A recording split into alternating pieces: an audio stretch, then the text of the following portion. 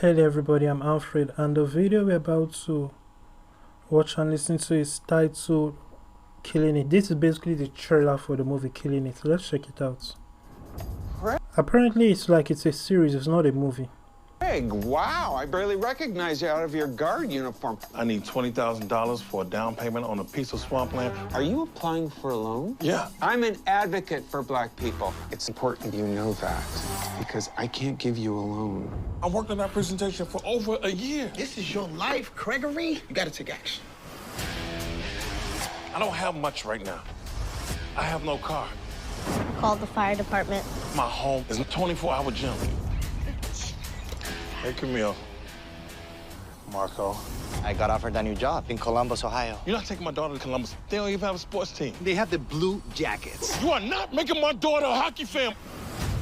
Doing the right thing is never a mistake. I believe in karma. What about Nemo's mom and Finding Nemo? You think she got what was coming to her? We don't know what Nemo's mom did before the movie started. We don't know how she was. You don't have to worry. I'm not one of those weird Uber drivers that doesn't talk. Oh! Sorry, I just have to do one thing. What's that hammer for? Hammering.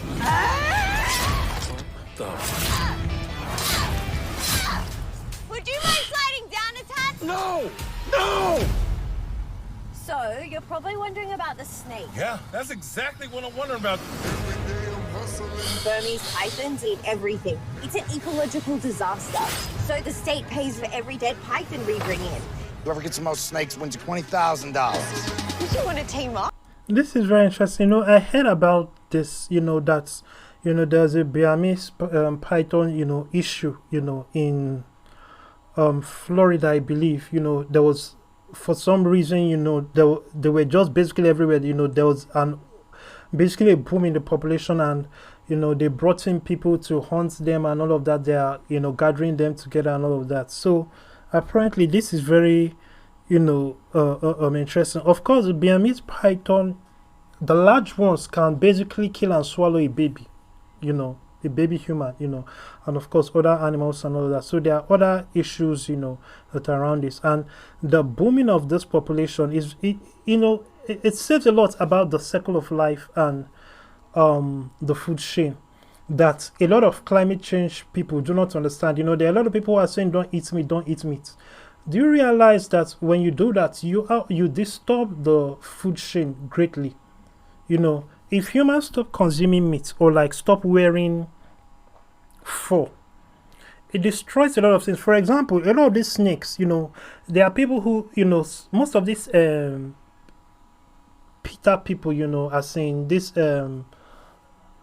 crazy people, these tree huggers that love animals more than human beings, that would prefer that people don't kill snakes and, they keep them. How do you think those places are maintained? Is that what taxpayer funds will be going for? A lot of those places, understand that snakes shed their skin. So when you see somebody wearing, snake boots, it doesn't mean that they kill the snake.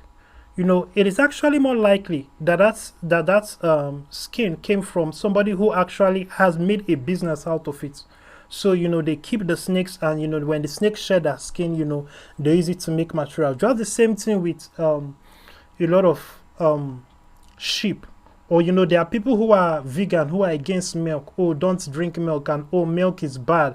That, oh, you're harming animals. No, you're actually doing the animal a service. The animal wants you to take that milk. That is the reality. It's just like a woman. Imagine if a woman gets pregnant, and then she's producing milk, and there's no baby. Let's say the baby is taken away from her or something. That milk has to go somewhere. That is the reality. And when it comes to animals, when animals produce milk, understand that when the milk goes, when the milk is taken, it will be replenished and all of that. That is part of life, and, this is something that is just common sense. But a lot of these advocates, these modern day social justice warriors and activists, the highest honor that they think is possible is to be an activist, not to be a creator and inventor, anything of that nature that actually adds value to this life. So they want to be an activist for something. So even if it is for something idiotic like for so-called trans rights in women's sports, or something stupid like binary, non-binary human rights or whatever stupid nonsense they come up with. You know, they want to be an advocate for something. You know, it is sad. Oh, I'm tough. Don't you hear my rugged Australian accent? Okay. Hustling, every day I'm hustling, every day I'm hustling, hustling, hustling, hustling, hustling. Are you okay? I nailed the snake to my hand. At least you didn't feel any pain. Every day I'm hustling, every day I'm hustling, every day I'm hustling, every day I'm. There is some very intense competition. Look at this old-timer. Fly just landed on his eye. It's a hunting technique. Any second, he's gonna snatch her out of the air. That guy's so old, insects think he's dead.